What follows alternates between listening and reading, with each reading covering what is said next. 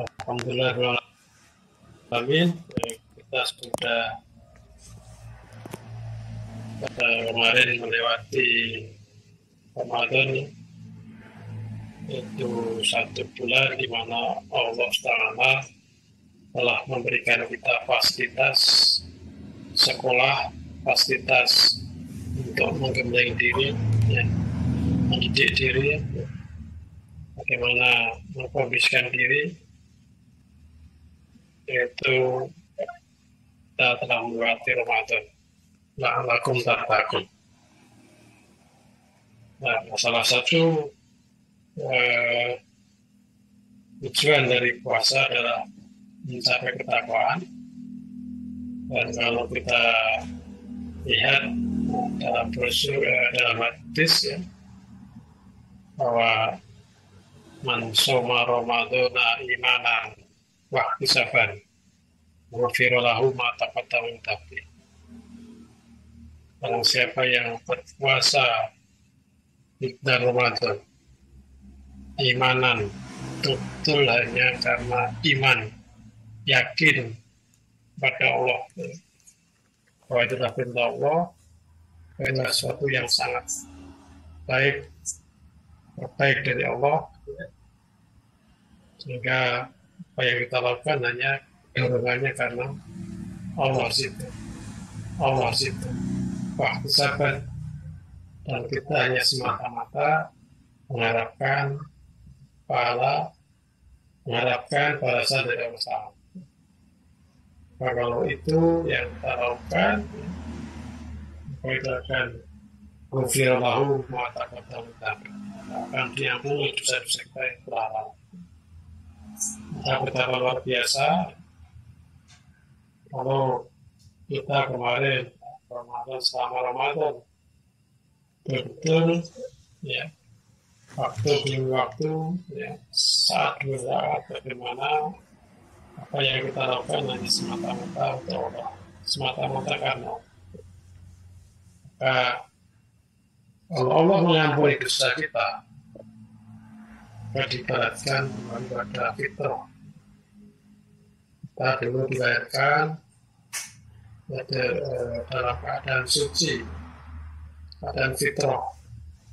Fitrahnya manusia adalah pada Islam, tunduk patuh pada Allah Ta'ala, sebagaimana janji kita waktu di alam kandungan, sebelum kita dilahirkan ke dunia, Allah sudah menjanji kita, tapi mungkin kita lupa bahwa kita telah berjanji pada Allah. Alastu birabbikum qalu bala syahid. Bukankah aku ini adalah Tuhanmu? Kita waktu itu pun menyatakan iya betul. Nah, maka lagi orang yang berhasil puasanya, tentu dia akan kembali pada fitrah. Nah, sekarang bagaimana, apakah kita masing-masing termasuk orang-orang yang kembali pada fitrah, atau mungkin sebaliknya, man shoma ramadhana man qoma ramadhana kamin so'imin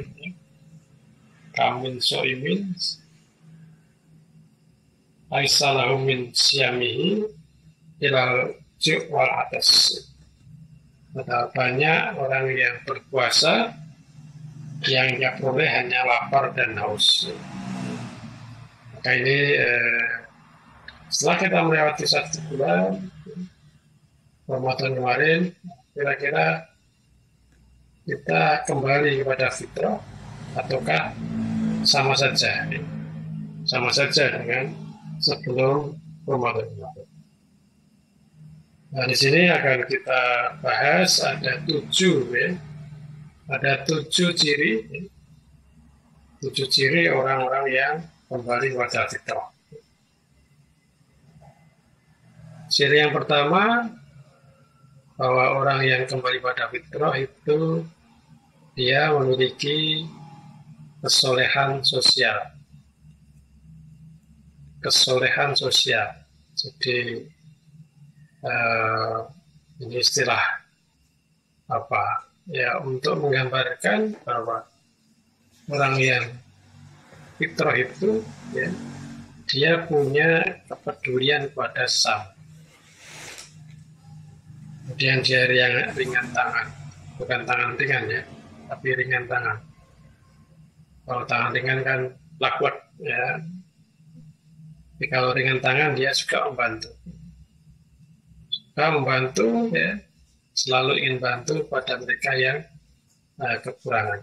Maka ini coba dibaca dulu surat Al-Ma'un ya, ayat 1-7 ya.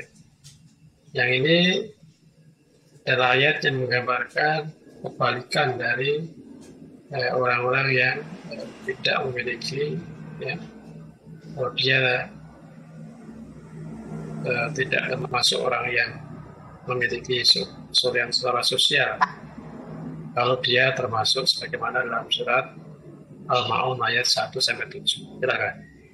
Ya, Quran surat Al-Ma'un, Quran surat 107 ayat 1-7. A'udzu billahi minasyaitonir rajim. Bismillahirrahmanirrahim. Ara'aital ladzi yukadzibu bid-din fadzalikal ladzi yad'ul yatim wala yahuddu ala ta'amil miskin.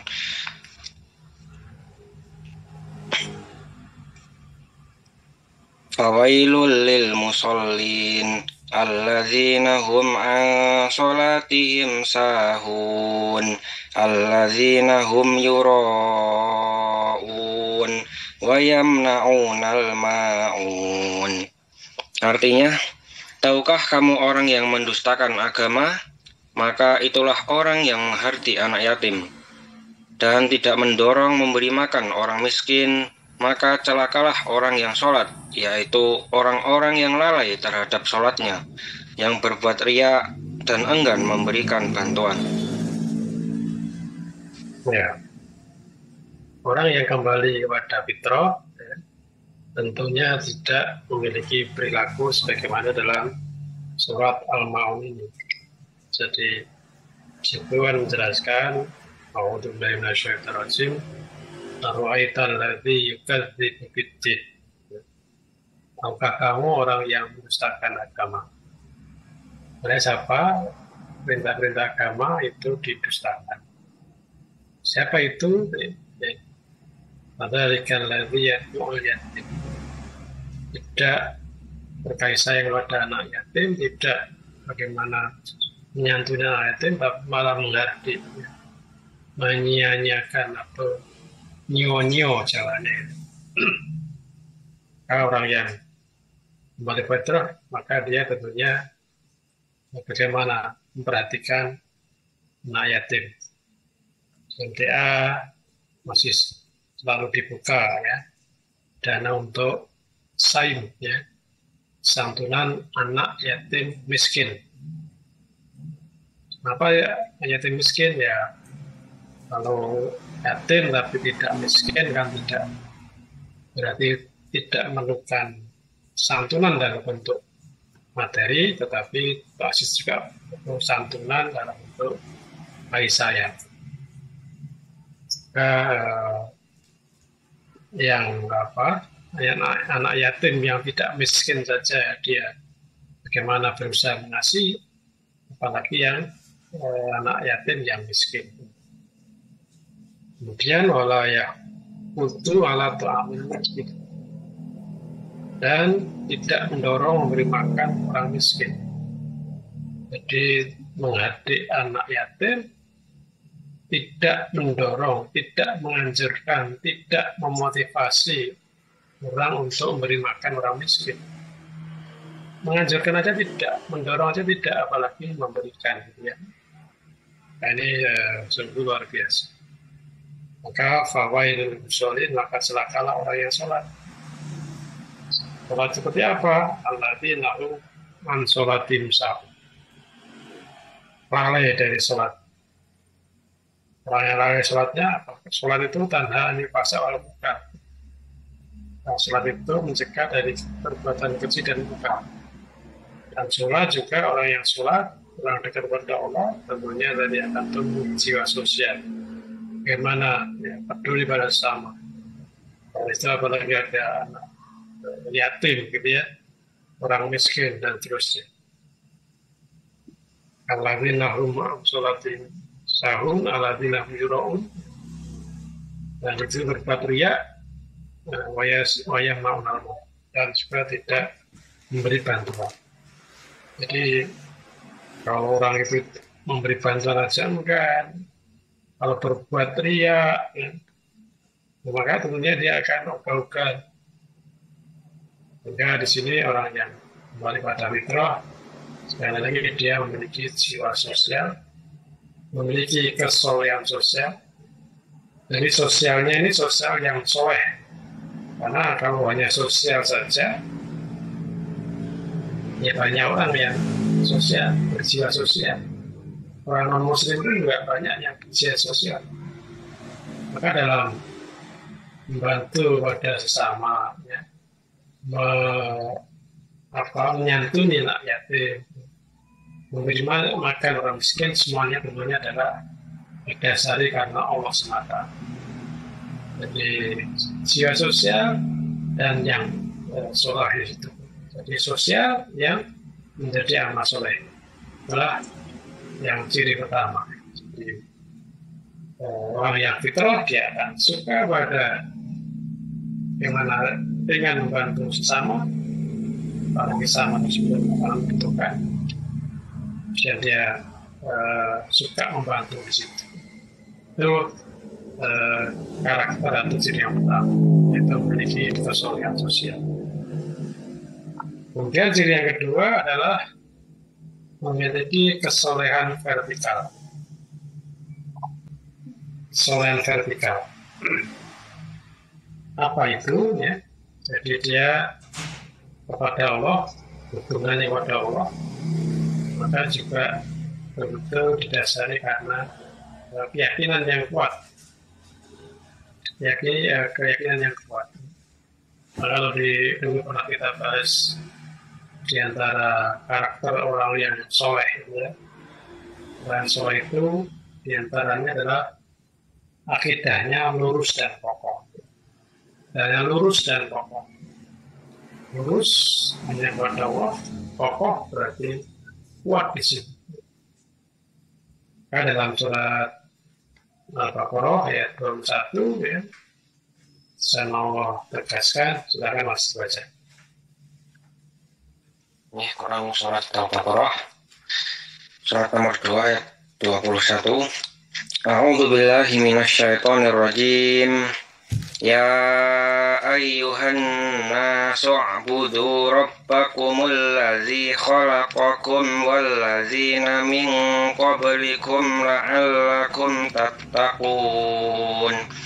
Artinya, wahai manusia, sembahlah Tuhanmu yang telah menciptakan kamu dan orang-orang yang sebelum kamu, agar kamu bertakwa. Ya. Di situ Allah yang menyeru pada manusia. Ya nas, wahai manusia, butuh. Abdikanlah dirimu kepada Tuhan. Butuh, abdikanlah dirimu Rabbakum. Butuh Rabbakumul di Rabbakum. Pada ya, yang telah menciptakan kamu. Walladzina min qablikum, dan orang-orang sebelum kamu. Nah, butuh di sini, menambah di sini apa? Intinya agar menjadi orang yang bertakwa. Orang yang bertakwa itu apa? Rumusnya, rumus sederhana, orang bertakwa itu adalah orang yang iman dan amal soleh. Keyakinannya kuat, iman. Rukun iman yang 6 itu dia betul-betul yakin iman pada Allah, pada malaikat, pada kitab-kitab, pada Rasul, pada takdir, dan juga hari kiamat ya. Jadi rukun 6 iman yang 6 itu dia betul-betul yakin.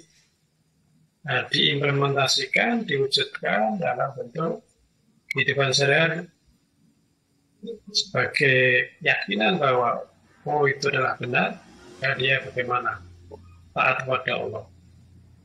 Kemudian juga dalam ketaatannya itu betul-betul hanya karena Allah. Maka yang namanya amal soleh itu kan amal yang hanya semata-mata karena Allah. Kalau yang dikatakan amal soleh, amal yang diterima oleh Allah, itu kalau yang pertama adalah ikhlas, yang kedua adalah ittiba, ya. Ittiba Rasulullah. Ikhlas itu berarti memurnikan niat hanya semata-mata pada Allah, membebaskan segala suatu niat selain Allah. Jadi segala sesuatu yang selain Allah dia hilangkan, dia bebaskan di situ, dan hanya satu niatnya hanya pada Allah. Maka kalau kemarin kita dari bangun tidur sampai tidur lagi, bagaimana dari sahur kita, gitu ya, kita sahur di situ sahur adalah barokah.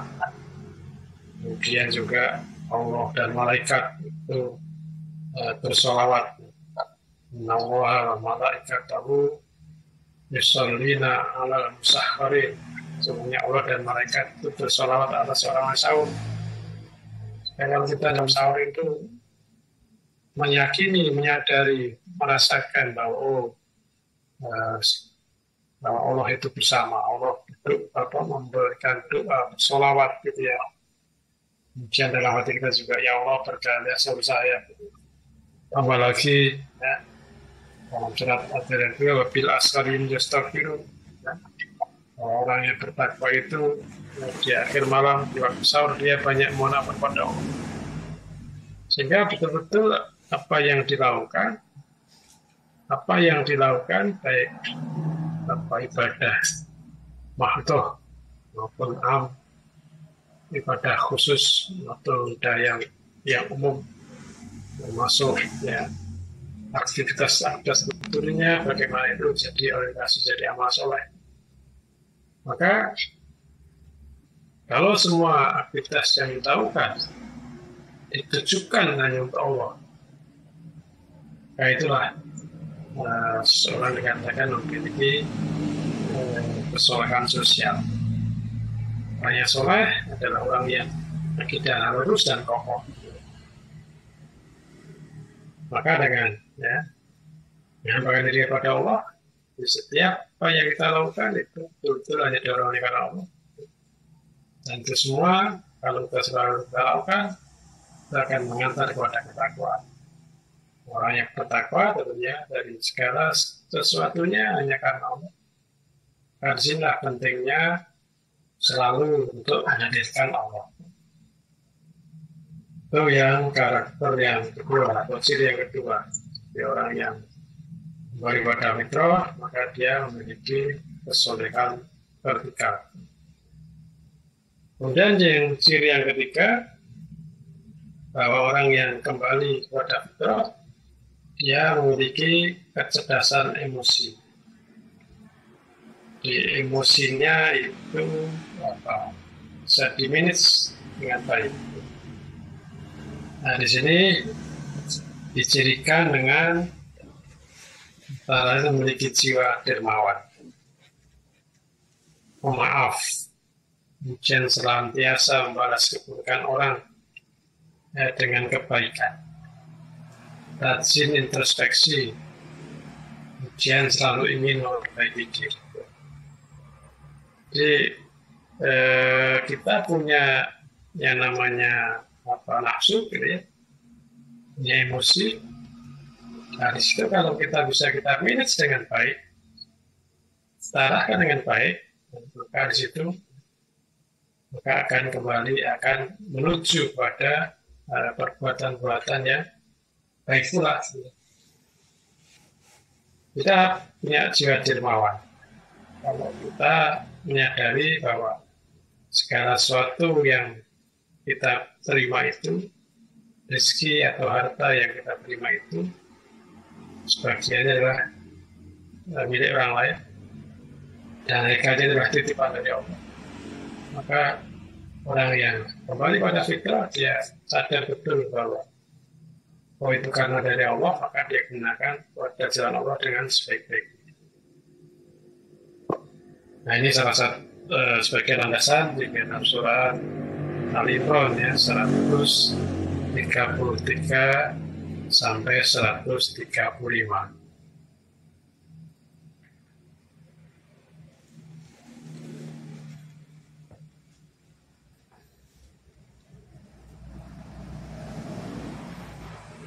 Mas. Ya, Quran surat Al-Imran ayat 133 sampai 135. A'udzu billahi minasyaitonir rajim.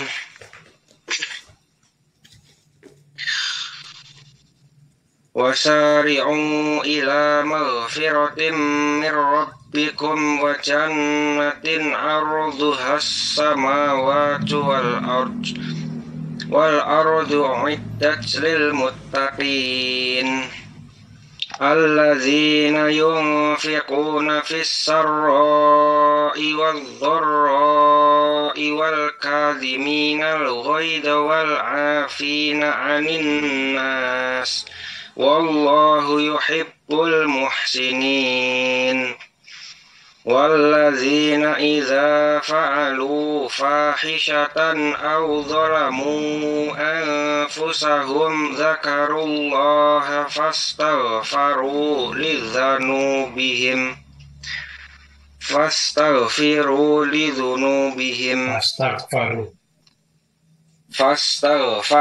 لذنوبهم ومن يغفر الذنوب إلا الله walam yusirru ala ma fa'alu wa hum ya'lamun. Artinya, dan bersegeralah kamu mencari ampunan dari Tuhanmu dan mendapatkan surga yang luasnya seluas langit dan bumi yang disediakan bagi orang-orang yang bertakwa, yaitu orang yang berinfak baik di waktu lapang maupun sempit, dan orang-orang yang menahan amarahnya dan memaafkan kesalahan orang lain, dan Allah mencintai orang yang berbuat kebaikan. Dan juga orang-orang yang apabila mengerjakan perbuatan keji atau menzalimi diri sendiri, segeralah mengingat Allah lalu memohon ampunan atas dosa-dosanya. Dan siapa lagi yang dapat mengampuni dosa-dosa selain Allah? Dan mereka tidak meneruskan perbuatan dosa itu, sedang mereka mengetahui. Ya, wasari'u ila maghfiratin min rabbikum wa jannatin 'arduha as-samawati wal ardh u'iddat lil muttaqin. Dan bersegeralah pada ampunan Allah dan yang luasnya seluas langit dan bumi, di mana surga itu u'iddat lil muttaqin, disediakan bagi orang-orang yang bertakwa. Nah, orang yang bertakwa itu seperti apa? Nah, kalau kemarin kita kan Ramadan ya, dan puasa adalah la'allakum tattaqun. Maka di situ dalam ayat ini, siapa orang yang bertakwa itu? Yang pertama adalah yunfikuna fis sarra wa dharra. Dia menafkahkan hartanya, baik dia sedang longgar atau sempit. Longgar berarti adalah antara pemasukan dengan pengeluaran itu lebih banyak pemasukan. Itu bisa dikatakan sebagai longgar. Sempit mungkin antara pemasukan ya, dengan yang diinginkan itu sama, bahkan lebih banyak. Itu mungkin dikatakan sebagai waktu sempit. Tapi orang yang bertakwa, kalau ada kesempatan, ada tawaran-tawaran untuk bagaimana menafkahkan hartanya, maka dia tidak akan menyia-nyiakan. Istilahnya tidak akan zero, ya. Mungkin kalau dengan ngaji, bukan sering kita mendapatkan tawaran-tawaran. Terakhir tawaran bagaimana membasuh luka, ya, Palestina, gitu ya. Bagaimana kita ditawari, ya, diberi kesempatan untuk bagaimana membantu saudara kita di Palestina. Selain itu, tentunya sebelumnya juga sudah banyak tawaran untuk bagaimana mendirikan pondok pesantren, juga tawaran bagaimana rencana bangun majelis untuk dakwah dan seterusnya. Nah, itu adalah tawaran-tawaran, kesempatan yang Allah berikan kepada kita. Maka bagi orang bertakwa, dia tidak akan menyanyiakan. Bagi orang yang bakhil mungkin, wah ini infak lagi, gitu ya. Infak lagi, tawaran lagi. Kemarin belum selesai, ini udah ada tawaran lagi. Sebentar lagi nanti kita akan ketemu juga korban, gitu ya, korban. Itu kemarin sudah Ramadan mengeluarkan mungkin cukup banyak harta kita keluarkan di situ, dan apa di situ. Sebentar lagi akan ada tawaran lagi untuk amalan, diantaranya adalah korban. Sekarang yang ditawarkan kepada kita adalah bagaimana andil dalam Palestina. Nah, itu semua bagi orang yang bertakwa akan disikapi dengan senang hati. Dia akan berusaha ambil bagian di situ, walaupun tadi banyak kebutuhan yang ada padanya. Ladzina yunfikuna fis-sarra wa dharra. Ya, maka hartanya baik dalam keadaan lapang maupun sempit. Kemudian wal kadhiminal ghaidha. Dia mampu menahan amarahnya, manage amarahnya. Orang yang senantiasa dalam berbuat memenuhi dua hal sebagaimana syarat amal diterima oleh Allah, yaitu ikhlas dan ittiba Rasulullah, tentunya dia akan bisa menahan atau memanage, mengatur hawa nafsunya, mengatur nafsunya. Kenapa kita kadang marah, gitu ya? Di antaranya ya karena nafsu. Kita saya rasa sangat sedikit ya orang kok berbuat sesuatu karena Allah kemudian dia jadi marah, gitu. Rasulullah bagaimana ya? Rasulullah walaupun katakanlah dilempari dengan lupa, Rasulullah pun masih tetap kalem. Bahkan akan dibantu oleh malaikat Jibril pun. Rasulullah mengharapkan ya, semoga, gitu ya, generasi yang akan datang mungkin ada yang tertarik, ada yang masuk Islam. Nah, itulah orang-orang yang dia mampu menahan amarahnya, memanage amarahnya. Maka kita dalam berbuat, nah kalau bisa kita cek masing-masing kenapa kita itu marah, biasanya karena spontanitas, karena nafsu kita. Dalam berbuat tersebut tidak diorientasikan, tidak diniatkan agar mendapatkan ridha Allah, dipersembahkan pada Allah. Nah, maka ini kemarin sudah dididik oleh Allah bagaimana mengkondisikan walaupun dalam keadaan lapar, gitu ya, dalam lapar, ya. Ini bagaimana bisa meluruskan niat bahwa yang kita lakukan semata Allah. Dia mampu menahan dan walafi'ina dan memaafkan manusia, memaafkan orang lain. Jika orang yang mampu ya, selesai Ramadannya, tentunya dia akan memaafkan manusia, tidak pendendam. Allah yuhibbul muslimin. Orang sebenarnya Allah juga orang berbuat kebaikan. Orang yang soleh tentunya juga dia suka berbuat baik. Dalam surat Az-Zariyat itu kan juga disebutkan innahum kanu qabla dzalika muhsinin. Semuanya orang pertama itu pada waktu hidupnya dia senantiasa berbuat kebaikan. Nah, yang dinamakan kebaikan yang hakiki, kebaikan yang sesungguhnya, kalau itu memberi manfaat untuk kita, yaitu manfaat dapat kita jadikan investasi akhirat, dapat jadi amal yang diterima oleh Allah, jadi amal soleh itu. Ini perlunya bagaimana kita berupaya agar apa yang kita lakukan itu jadi amal soleh kita.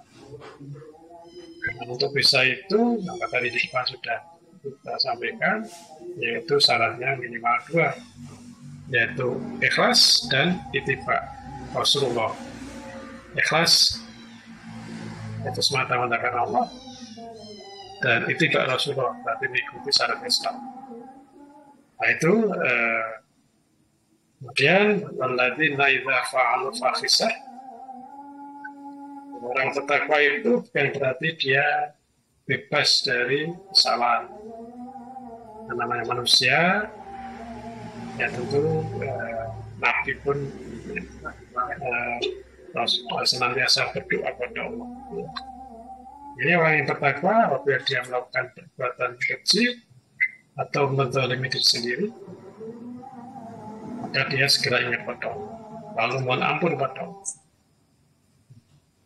Perbuatan keji dalam perbuatan yang tidak hanya merugikan diri sendiri, tapi juga merugikan orang lain. Kalau zalim yaitu melakukan perbuatan yang sebetulnya kebaikan untuk dirinya, tapi dia tidak mau, itulah dikatakan zalim. Dia akan pagi tadi banyak sekali disampaikan menzalimi diri sendiri itu seperti apa, ya. Dia harusnya menambah amal solehnya, tapi tidak mau, itu dikatakan menzalimi diri sendiri. Nah kemudian kalau dia melakukan seperti itu, maka dia segera ingat kepada Allah.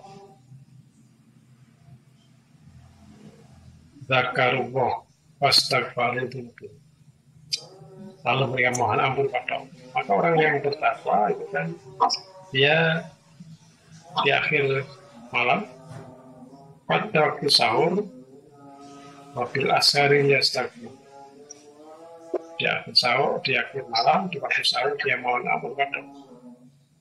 Ini orang yang bertakwa itu kan bagaimana kalau setiap hari senantiasa introspeksi, waktu sahur, ya, bagaimana mengingat-ingat tadi dari mulai subuh sampai dengan pagi itu, sore itu dosa-dosa apa yang dilakukan, kemudian dia mohon ampun pada Allah. Nah kemudian bahwa yakin kepada Allah walam yusirru ala ma fa'alu, dan mereka tidak meneruskan. Jadi orang yang bertakwa tentunya tidak meneruskan apa yang sudah dilakukan tadi dan dosa yang dilakukan. Nah itu adalah beberapa ciri, ya, beberapa orang yang kembali pada fitrah, maka dia memiliki kecerdasan emosi, dia dermawan, pemaaf, suka introspeksi, dan juga mempercayai diri. Itu yang ciri yang ketiga. Kemudian ciri yang keempat, ya, orang yang kembali pada fitrah maka dia rajin berdoa. Dalam surat Al-Baqarah ayat 186, coba dibaca Mas.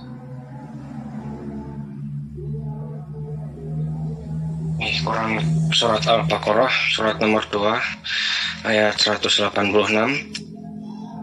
A'udzu billahi minasyaitonir rajim. Wa idza sa'alaka 'ibadi anni fa inni qarib ujibu da'watad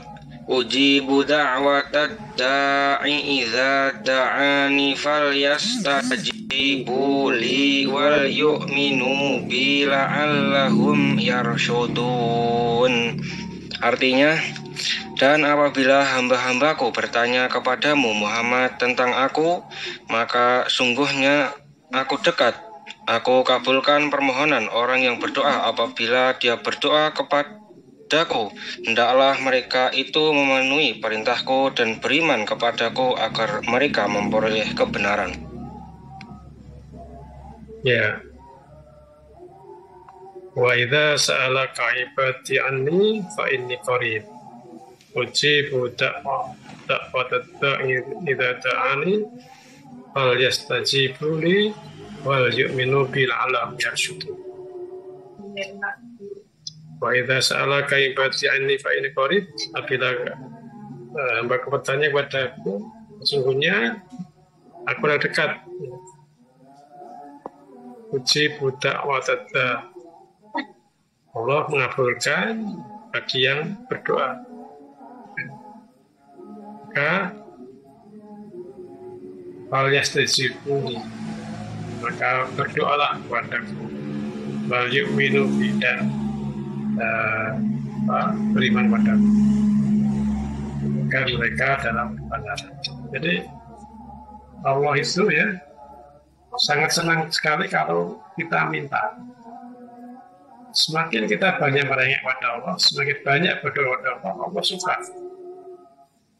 Tapi bedanya kalau dengan kita pada manusia, dan semakin banyak meminta kepada manusia, manusia pasti bosan di situ. Beda dengan Allah, Allah itu kalau dimintai, direngeki, justru senang. Nah, kalau kita mohon kepada Allah bisa dengan menangis, itulah salah satu. Ya. Salah satu bagaimana di antara terkabulnya doa, ya, kita punya doa. Maka orang yang kembali pada fitrah tentunya dia akan banyak berdoa kepada Allah. Ya. Kalau kita tidak mau berdoa kepada Allah, akhirnya malah justru kita sombong di situ. Soalnya kita tidak butuh kepada Allah. Itu orang yang kembali fitrah itu menyadari dirinya adalah hamba Allah yang lemah, sangat tergantung pada Allah, dan yakin Allah itu adalah Ar-Razzaq, yakin pada Allah yang mengatur, yang berizki, yang kekuatan, semuanya adalah Allah. Maka dia banyak berdoa kepada Allah. Maka tentunya ya, orang yang kembali pada fitrah dia dekat kepada Allah. Di antaranya berdoa kepada Allah. Termasuk tadi kalau waktu sahur pun ingat tadi bahwa Allah itu innallaha wa malaikatahu yusholluna 'alal musahharin. Sebenarnya Allah dan malaikat itu bersolawat atas orang-orang yang sahur. Sehingga di situ menyadari dirinya Allah bersamanya. Allah mendoakan dirinya. Maka dia berdoa kepada Allah, ya Allah berkailah sahur saya. Berkailah dalam puasanya dan seterusnya. Nah ini apalagi kalau sedang berpuasa itu kan bahwa diantara doa yang tidak ada hijabnya adalah orang yang selama dia berpuasa dia doanya sampai kepada Allah sampai dia berbuka di situ. Ini lagi orang yang kembali pada fitrah maka dia rajin berdoa kepada Allah. Kemudian yang ciri kelima, memiliki kebutuhan untuk bergabung dalam lingkungan yang soleh. Alias apa? Orang yang kembali pada fitrah itu, jadi fitrahnya manusia itu kan sosial, berkelompok. Jadi fitrahnya manusia itu sosial atau berkelompok. Ya tidak individu. Maka untuk menguatkan imannya, maka dia bergabung, senang bergaul dengan orang-orang yang soleh. Maka dalam Al-Quran surat Al-Kahfi ayat 28, silakan Mas dibaca. Ini Quran surat Al-Kahfi, surat nomor 18 ayat 28. Wasbir nafsaka ma'al ladzina yad'una rabbahum bil ghadati wal 'ashyi yuriduna wajhahu wa la ta'du 'ainaka 'anhum turidu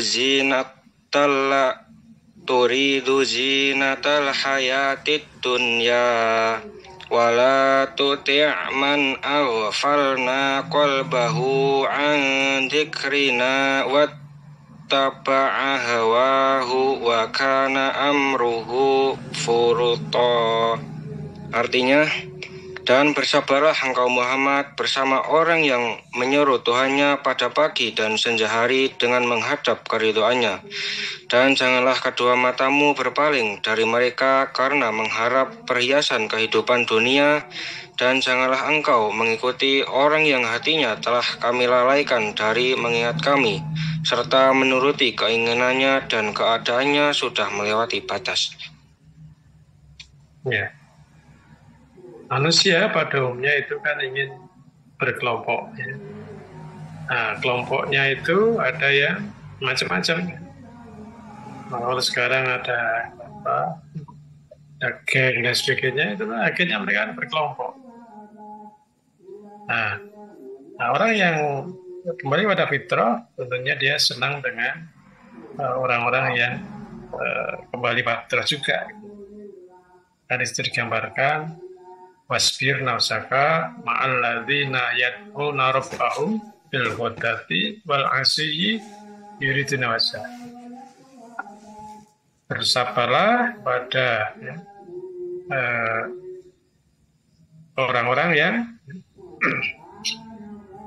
di malam hari maupun malam hari berdoa kepada Allah. Wala ta'du 'ainaka anhum. Janganlah kamu berpaling dari mereka. Jadi orang yang tiap pagi dan senja hari senantiasa menyeru berdoa tadi kan sifat sebelumnya kan banyak berdoa ya. Orang-orang yang fitrah, orang beriman fitrah banyak berdoa kepada Allah. Maka dia tentunya juga senang dengan orang-orang yang seperti itu. Nah, termasuk kita komunitas-komunitas ya, pengajian, termasuk kita di MTA ini tentunya adalah dalam rangka ini perintah Allah ini. Ingat Allah mengingatkan di sini, bersabar sama orang-orang yang menyeru pada Allah ya. Yang diharapkan adalah hanya Allah. Maka jangan sampai kita itu berpaling dari mereka karena dunia. Nah, kita kadang dalam ngaji ketemu saudara-saudara, mungkin kalau yang dalam kelompok ya, secara offline gitu ya, cabang-cabang perwakilan sebagai kelompok-kelompok. Kalau itu tidak dilandasi karena Allah, kadang mungkin timbul juga kebosanan. Apalagi kalau dalam ngaji itu ada harapan-harapan dunia, tentunya akan membuat tidak tahan di situ. Oh, saya ngaji biar dibantu. Oh, saya ngaji biar dapat jodoh. Kalau ada harapan-harapan seperti itu, biasanya tidak akan tahan lama. Tidak akan lama. Maka jangan sampai berpaling dari mereka karena dunia. Jadi biasanya kalau harapannya dunia, ini akan memudahkan untuk berpaling. Karena pengennya dapat jodoh, kalau tidak dapat jodoh, ya, tidak segera dapat jodoh, bisa aja nanti tidak betah ngajinya. Oh, ngaji biar dapat pekerjaan, kok ternyata nggak diberi pekerjaan, nah kan akan tidak jadi ngaji dia terus. Maka ini jangan sampai wala ta'tu 'ainaka turidu zinatal hayat dunya. itu mengikuti ya, kehidupan dunia hingga lalai dari mengingat Allah. Maka berbahagialah ya, kita kalau bisa ya, kumpul dengan orang-orang yang ngaji, yang mana harapannya ya semata-mata Allah. Maka salah satu nikmat yang luar biasa adalah menjadi orang Islam dan mau mengaji. Mengaji di situ ada ridho, karena yang namanya Islam ini adalah Islam ila berjamaah. Islam tidak dapat dilaksanakan tanpa dengan kebersamaan. Maka perlunya hidup dalam kebersamaan. Ibnu Abbas pun pernah menyampaikan, ya, salah satu kunci surga dunia adalah al-albiyatu solika. Albiyatu solika, yaitu lingkungan yang soleh, lingkungan yang kondusif. Jadi orang-orang sekitar kita, kalau semuanya hanya mengharapkan ridhonya Allah dalam saling kasih sayang, saling membantu, ya, itu semuanya karena Allah, maka disitulah akan menambahkan ya, kenikmatan dunia, menikmatkan yang namanya surga dunia. Ya, maka orang yang kembali pada fitrah, maka dia senang bergabung dengan orang-orang yang soleh di situ. Itu yang ciri yang kelima. Ya. Kemudian ciri yang keenam, merasa mudah dalam beramal soleh. Di bawah surat Al-An'am ayat 125.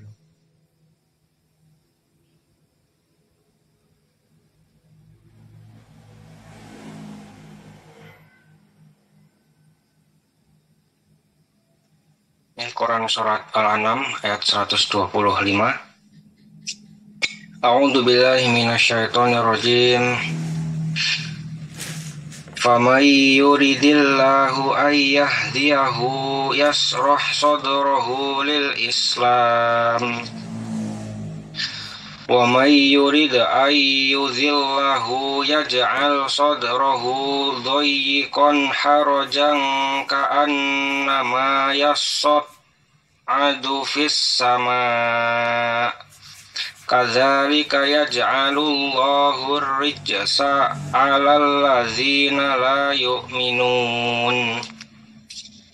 Artinya, barang siapa dikehendaki Allah akan mendapat hidayah atau petunjuk, dia akan membukakan dadanya untuk menerima Islam. Dan barang siapa dikehendakinya menjadi sesat, dia jadikan dadanya sempit dan sesak, seakan-akan dia sedang mendaki ke langit. Demikianlah Allah menimpakan siksa kepada orang-orang yang tidak beriman. Ya. Wa may yuridillahu ayyahdiyahu yasrah sadrahu lil Islam. Barang siapa yang dikehendaki Allah akan mendapat hidayah, maka yasrah sadrahu lil Islam. Dia akan membukakan dadanya, memudahkan ya. Yasrah, ya, artinya itu lapang dada ya, dalam menerima Islam ini. Wa may yurid ayyudillahu, barang siapa yang dikehendaki sesat, yas'al sadrahu dayyiqan harajan. Maksudnya kalau dia tidak mendapat petunjuk, dia sesat, maka dia jadi sesak gitu. Karena ya suatu sama, seperti akan mendaki langit, jadi seperti seolah-olah mau ya mendaki tempat yang sangat tinggi, ya. Penuh sesak di situ. Ya. Maka kalau kemarin ya selama Ramadan kita sudah biasa puasa, gitu ya, bangun malam, ya, qiyamul lail. Kemudian juga suka membantu dari ya, sudah menahan hartanya di jalan Allah. Maka di bulan berikutnya, bulan Syawal ini dan seterusnya tentunya ya kita mudah di situ. Maka kalau selepas Ramadan kok kita sulit qiyamul lail, sulit untuk bangun malam, sulit untuk mohon ampun pada Allah di waktu sahur. Ini kan berarti indikator sebaliknya di situ. Maka ini mari kita lihat masing-masing apakah kita dengan selesainya Ramadan ini kita kembali kepada sebelum Ramadan, mungkin yang mulai sulit ya, belajar Al-Quran malas, ibadah ya, malam terlewatkan, pada waktu menjelang subuh, waktu sahur tidak mohon ampun pada Allah dan lain sebagainya. Nah, ini tentunya kalau kita kembali pada fitrah, jadi melaksanakan kebaikan-kebaikan itu mudah. Puasa sunnah itu juga dengan mudah. Tentunya ya, mudah-mudahan di antara saudara-saudaranya mungkin sudah selesai puasa Syawalnya gitu ya. Alhamdulillah kalau sudah selesai, kalau belum selesai masih ada waktu. Maka tentunya termasuk menjalankan amalan-amalan sunnah itu akan senang di situ. Kalau tadi di akad pagi disampaikan oleh Ustaz, kita itu kalau ya ditawari lembur senang nggak gitu ya? Orang di Jepang itu di Korea itu kan yang suruh lembur kan senang itu ya, karena dengan lembur bonusnya tinggi gitu ya. Tapi ini kalau ditawari lembur, diibaratkan sholat ibadah sunnah itu kan tambahan. Ya. Jadi kalau kerja itu kan kalau nggak lembur ya gaji biasa, ya tidak tambah, ya. Tapi kalau lembur maka tambah lembur. Ya. Nah dengan mulai amal, ya, amal wajib, ya. Itu kalau dilaksanakan sudah gugur ya. Tapi kalau amalan sunnah itu kalau dilaksanakan akan tambah bonus ya.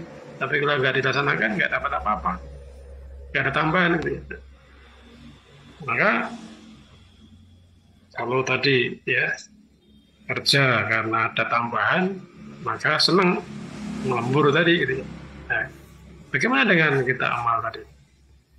Tentunya orang yang tadi kembali pada fitrah, dia juga akan senang untuk berbuat kebaikan. Masuk amalan-amalan sunnah tadi tidak menghasilkan amal sunnah, justru bagaimana ya mendapat bonus-bonus dari Allah itu dengan mengamalkan amalan-amalan sunnah di situ. Nah, orang yang kembali pada pada fitrah tentunya tadi akan mudah untuk melakukan kebaikan-kebaikan, termasuk melakukan amalan-amalan sunnah. Itu ciri yang keenam ya. Dan yang ketujuh yang terakhir ya, bahwa orang yang kembali pada fitrah itu dia merasa rindu pada Allah, hatinya terbuka dengan nasihat, memiliki jiwa tawakal, rajin mendirikan sholat, dan memiliki kepekaan sosial. Jadi orang yang beriman, orang yang bertakwa, tentunya ya, ingin senantiasa kembali pada Allah. Diri kita itu kan terdiri dari dua hal. Ya. Yang namanya manusia itu terdiri dari dua unsur, yaitu jasmani dan rohani. Jasmani itu dari tanah, ya. Maka dia senangnya segala sesuatu yang berasal dari tanah. Kemudian rohani kita, roh kita itu dari Allah. Maka dia senang, tentrem kalau ya, dekat pada Allah. Dan nanti pun juga kembali pada Allah. Maka orang yang kembali pada fitrah, karena di sana ada roh tadi, rohani tadi, maka dia tentunya rindu pada Allah, ingin dekat pada Allah. Allah bidzikrillah tatmainnul qulub. Karena dengan pada Allah hati akan tenteram. Maka setiap mendapatkan nama Allah disebut, maka dia ada getaran, ada sambung di situ. Buka surat Al-Anfal ayat 2-3. Quran surat Al-Anfal surat nomor 8 ayat 2-3. A'udzubillahi minasyaitonirrajim. Innamal mu'minuna allazina idza dzukirallahu wajilat qulubuhum wa idza tuliyat 'alaihim ayatuhu zadatuhum imanan wa 'ala rabbihim yatawakkalun. Allazina yuqimuna sholata wa mimma razaqnahum yunfiqun. Artinya, sesungguhnya orang-orang yang beriman adalah mereka yang apabila disebut nama Allah, gemetar hatinya, dan apabila dibacakan ayat-ayatnya kepada mereka, bertambah kuat imannya, dan hanya kepada Tuhan mereka bertawakal, yaitu orang-orang yang melaksanakan sholat dan yang menginfakkan sebagian dari rezeki yang kami berikan kepada mereka. Ya. Innamal mu'minuna alladzina idza dzukirallah wajilat qulubuhum. Orang beriman itu apabila disebut nama Allah, idza dzukirallah wajilat qulubuhum, maka bergetarlah hati mereka. Jadi kalau Allah disebut, mendengar nama Allah, maka ada getaran, ada sambung.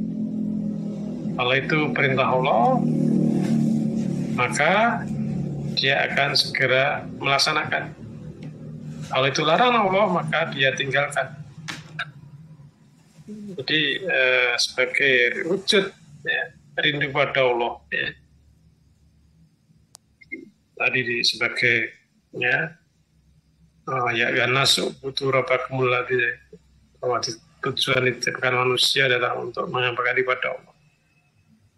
Dia berasal dari Allah, maka dia senang juga kalau kembali pada Allah, senang tentram kalau dekat dengan Allah. Maka orang yang kembali pada fitrah, dia akan bagaimana senantiasa berinteraksi dengan Allah.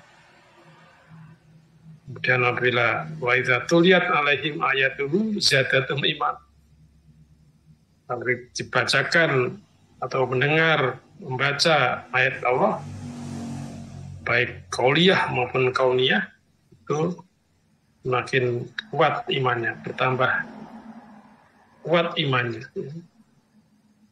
Jadi apa-apa yang terjadi, apa-apa yang dibaca, apa-apa yang dengar, itu membuatnya semakin yakin kepada Allah. Kemudian wa yuqimuna sholat, dan mendirikan sholat. Untuk orang yang berfitrah, ya senantiasa mendirikan sholat, kemudian menafkahkan hartanya dari yang fikuna fisarro atau kemudian juga dalam adariah itu kan juga disebutkan wafi amwalim hakul lisaili wal makhluk, bahwa pada hartanya itu ada hak bagi orang yang miskin, baik yang meminta atau yang tidak meminta. Nah itulah di antara 7 ya ciri-ciri orang yang kembali pada fitrah. Jadi yang pertama saya ulangi, bahwa orang yang kembali pada fitrah itu memiliki kesolehan sosial, yang kedua memiliki kesolehan vertikal, yang ketiga memiliki kecerdasan emosi, kemudian yang keempat rajin berdoa kepada Allah, yang kelima ya, memiliki kebutuhan untuk bergabung dalam lingkungan yang soleh, yang keenam merasa mudah dalam beramal soleh, dan yang ketujuh merasa rindu pada Allah, ya. Hatinya terbuka pada nasihat, memiliki jiwa tawakal, rajin dengan sholat, dan memiliki kepekaan sosial. Nah, mudah-mudahan itu bisa kita miliki sehingga kita termasuk orang-orang yang kembali pada fitrah. Nah, kalau belum, bagaimana ya, kita berusaha. Jangan kemudian ternyata kok banyak yang belum saya miliki, kemudian malah mutung ya. Kalau mutung, nah ini berarti ya wala tayasul min rohillah. Janganlah kamu berputus asa dari rahmat Allah. Maka alhamdulillah kalau sekarang kita diingatkan, ya, ini untuk mengoreksi kita masing-masing, ya, dari hasil puasa kita kemarin, apakah betul-betul mengantarkan pada fitrah, ya, sehingga mudah-mudahan mumpung ini masih bulan Syawal, ternyata bulan peringkatan, gitu ya. Ciri-ciri tadi bagaimana kita lazimi, kita upayakan pada diri kita masing-masing. Oke, demikian Mas Iqbal, waktu saya kembalikan. Ya, baik Ustaz, selanjutnya sesi tanya jawab.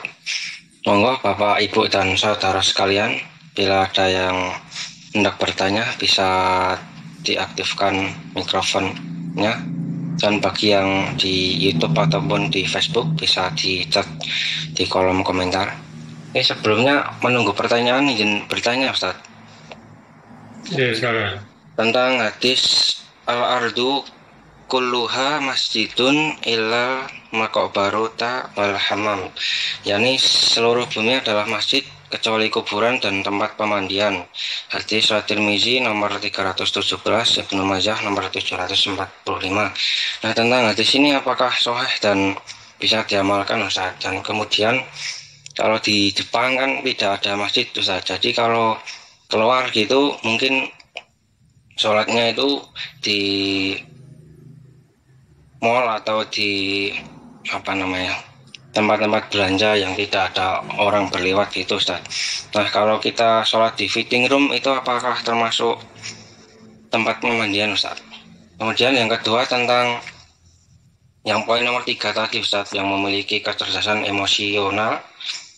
Emosi ini kan memiliki jiwa pemaaf Ustaz. Mungkin kita dohirnya itu sudah memaafkan secara di lisan, kemudian fisik juga sudah berjabat tangan, tetapi mungkin karena pernah didolimi atau dikhianati itu kayak masih ada ingatan-ingatan, masih keingat gitu Ustaz. Apa yang begitu sudah termasuk memaafkan Ustaz? Nah, mungkin cukup sekian Ustaz. Terima kasih atas jawabannya. Baik, tadi yang pertama tentang bahwa bumi ini seluruhnya adalah masjid, kecuali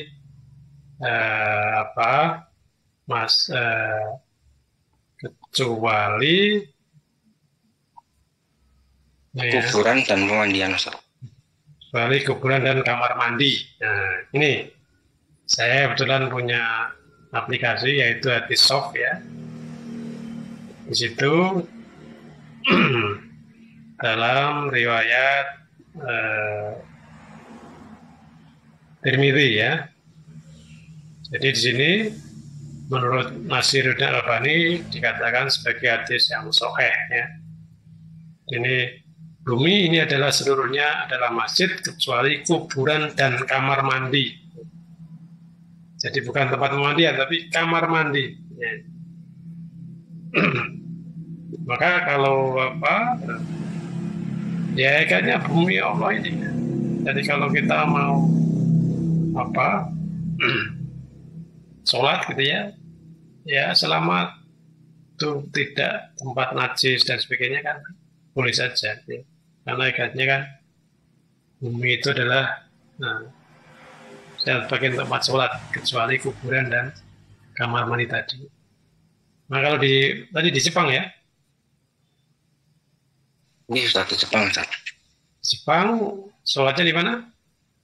Ya mungkin kalau waktu kerja bisa di perusahaan atau di rumah, tapi kalau waktu berpergian itu kan kadang dicari tempat yang bersih di mall atau di tempat perbelanjaan gitu Ustaz. Mungkin biasanya di samping tangga, di lorong-lorong yang tidak buat perjalanan gitu Ustaz.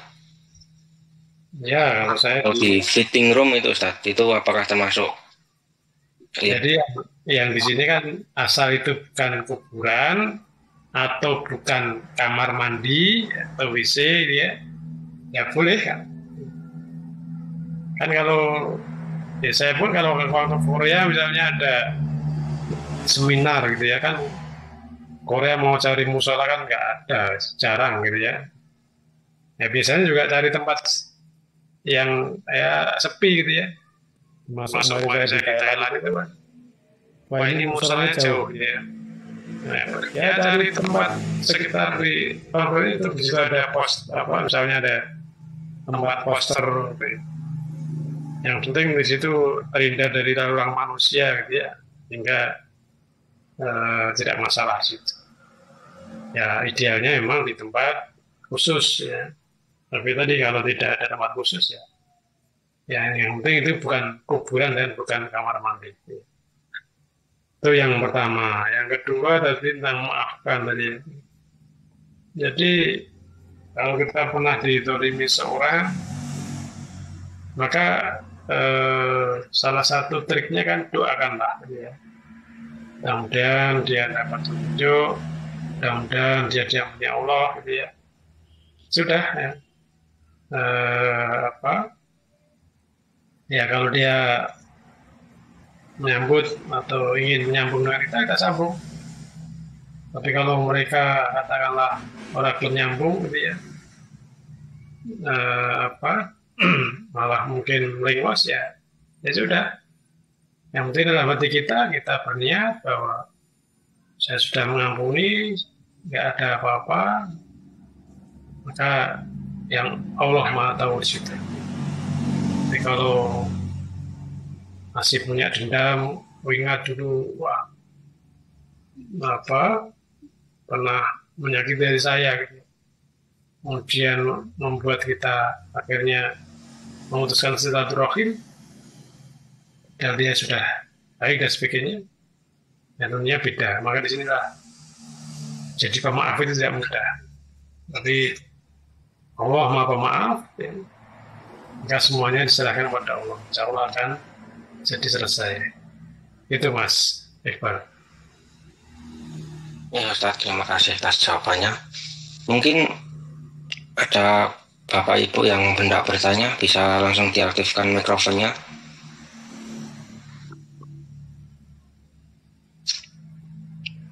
Ya, saya rasa ini topik yang tidak perlu pertanyaan. Sebagai bagaimana kita introspeksi masing-masing gitu ya. Bisa memiliki tadi sifat-sifat orang yang kembali pada fitrah.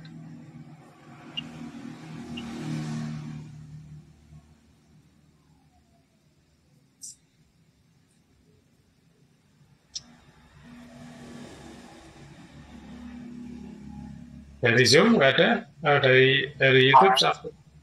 Kalau sementara dari Facebook, YouTube tidak ada Ustaz. Oke, baik, saya rasa mungkin semuanya sudah jelas ya, tinggal bagaimana kita mengaplikasikan pada diri kita masing-masing ya. Kemana tadi 7 sifat atau 7 ciri orang yang kembali fitrah tadi itu kita miliki, hingga kita termasuk orang-orang yang kembali pada fitrah. Ya demikian saya, kurang lebih mohon maaf. Assalamualaikum warahmatullahi wabarakatuh. Ustaz, sebelumnya izin melaporkan absen Ustaz.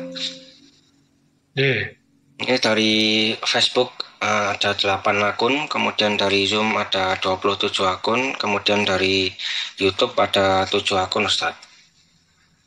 Ya, alhamdulillah. Mungkin itu ya yang bisa kami laporkan Ustaz. Terima kasih atas tausiahnya dan isiannya pada malam hari ini Ustaz. Semoga bisa berintrospeksi diri dan diamalkan ke depannya.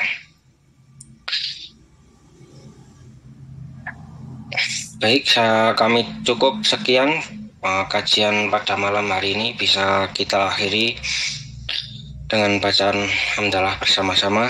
Alhamdulillahirrabbilalamin. Subhanakallahumma wa bihamdika asyhadu an la ilaha illa anta astaghfiruka wa atubu ilaik. Kami yang bertugas di depan layar maupun di belakang layar mengucapkan terima kasih dan minta maaf kalau ada kesalahan. Kajian pada malam hari ini kami cukupkan sekian. Wassalamualaikum warahmatullahi wabarakatuh.